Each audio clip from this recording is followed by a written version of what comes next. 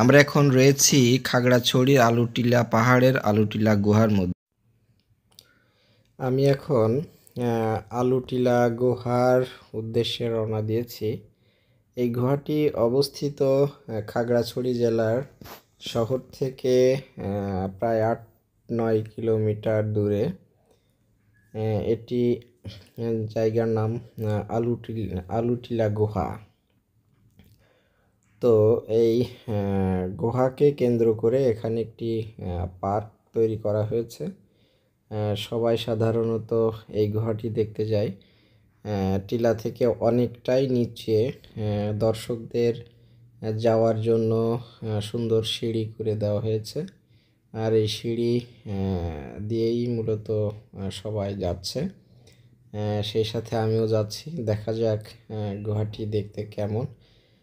আমার ইচ্ছা আছে যে গুহার এই প্রান্ত থেকে ওই প্রান্ত দিয়ে বের হয়ে যাওয়ার। আমি গুহার প্রায় কাছাকাছি চলে এসেছি। দূরে যারা দাঁড়িয়ে আছে তারা সবাই গুহার মুখেই দাঁড়িয়ে আছে। মূলত এটি গুহা বললে একটু ভুল হবে। এটি একটা ক্যানিয়ন। আসলে দুইটি পাহাড়ের মাঝখানে যে জায়গাটা, এটাকেই ক্যানিয়ন বলা হয়। যখন প্রচণ্ড বেগে বৃষ্টি হয়, পাহাড়ি ঢল হয়, তখন এই পানিটা ক্যানিয়নেই জমা হয় এবং এই ক্যানিয়ন দিয়েই প্রবাহিত হয়। তবে কোনো কারণে যদি এই ক্যানিয়নের মুখে কোনো পাহাড় পড়ে, সেক্ষেত্রে এই পানিটা আর বের হওয়ার কোনো সুযোগ পায় না, যার ফলে এই মুখে পানির প্রচণ্ড চাপ হয় এবং যে পাহাড়টি এই ক্যানিয়নের মুখে থাকে, এই মুখে প্রচুর পানির চাপে আস্তে আস্তে পাহাড়ের মধ্যে দিয়ে পাথরের ফাঁকা দিয়ে পানি প্রবাহিত হতে হতে এই ধরনের গুহার সৃষ্টি হয়। তো আমার মনে হয় এই গুহাটি এইভাবেই সৃষ্টি হয়েছে। এর কারণ হচ্ছে যে এই পাহাড়ের এক মাথা থেকে অন্য মাথা দিয়ে এটি বের হয়ে গেছে।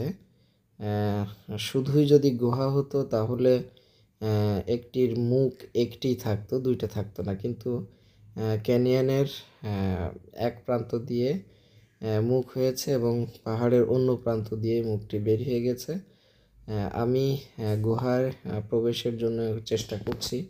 অনেকেই খালি পায়ে যাচ্ছে। আমি সবার কাছে, কিছু মানুষের কাছে শুনে নিয়েছি যে আসলে গুহার মধ্যে কেডস পাই দিয়ে যাওয়া যাবে কি না। সবাই বলছে সামান্য একটু পানি আছে, তবে কেডস পাই দিয়ে যাওয়া যাবে। আমি সিদ্ধান্ত নিলাম কেডস পাই দিয়েই যাব। এর কারণ হচ্ছে এটি একটি পাথরের এবং পানি রয়েছে, হালকা কাদা মাটি, প্রচণ্ড স্লিপ করছে, অনেকেই স্লিপ করে পড়ে যাচ্ছে। এই কারণে আমি আমার কেডস খুলিনি, কারণ কেডসের নিচে যে গ্রিপ আছে রাবারের সোল, এই গ্রিপ অনেক সুন্দর গ্রিপ পাই, যার ফলে স্লিপ কাটে না।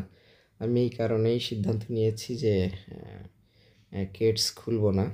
তো আমি গুহার এক মুখ দিয়ে ঢুকেছি। একটু ভীতিকর পরিবেশ, অনেকেই ঢুকে ভয় পাচ্ছে, বাট আমার কাছে তেমন ভয় লাগে নাই। তবে একটু ভীতিকর পরিবেশ তৈরি হয় যে যদি হঠাৎ এখন কোনো ভূমিকম্প হয় সেক্ষেত্রে কী হবে, এরকম। তবে এখানে গিয়ে বেশিক্ষণ অবস্থান না করাটাই ভালো। যাওয়ার সাথে সাথে চলে আসাটাই আমার মনে হয় ভালো হবে।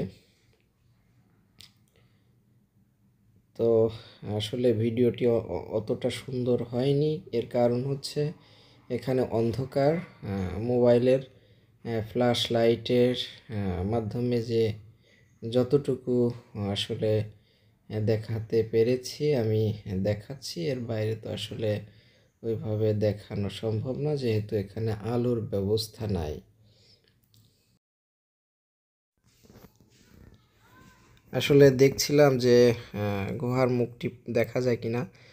অনেকটাই বড়, কারণ একটি পাহাড়ের এক মাথা থেকে অন্য মাথায় এই যে আমি চলে যাচ্ছি, অনেকে যাচ্ছে। এখানে একটু সরু জায়গা, এই সরু দিয়ে আসলে যদি মনে হয় যে এর মুখ পাওয়া যাবে না, তখনই একটু ভয় লাগে। তবে ভয়ের কোনো কারণ নাই, কারণ ওই এক মাথা দিয়ে আরেক মাথায় বের হয়ে যাওয়ার মতোই অবস্থা আছে এই গুহাতে।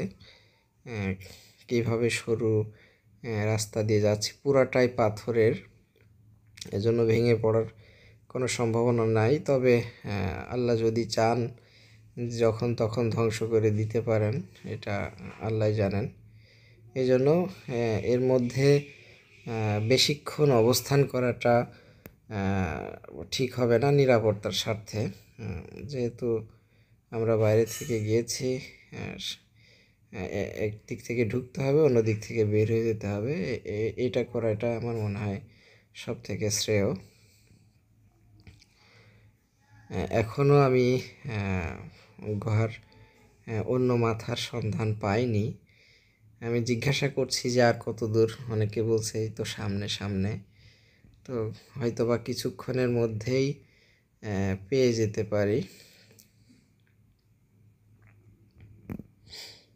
হ্যাঁ, গুহার মুখ দেখা গেছে, আলো দেখা যাচ্ছে।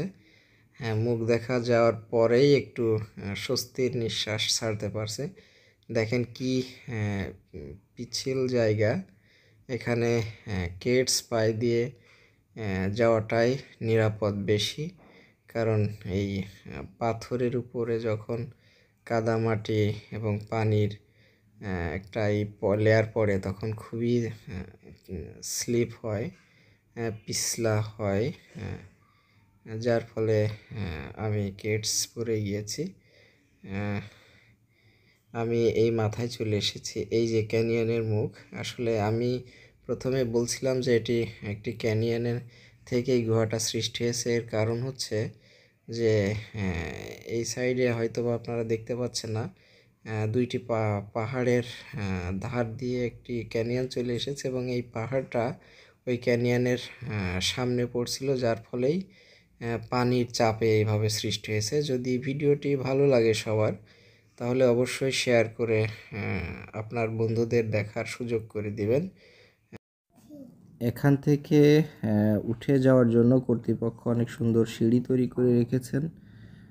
সবাই এই সিঁড়ি দিয়েই উপরে উঠে যায়। আমিও চেষ্টা করছি যে সিঁড়ি দিয়ে উপরে উঠে যাওয়ার।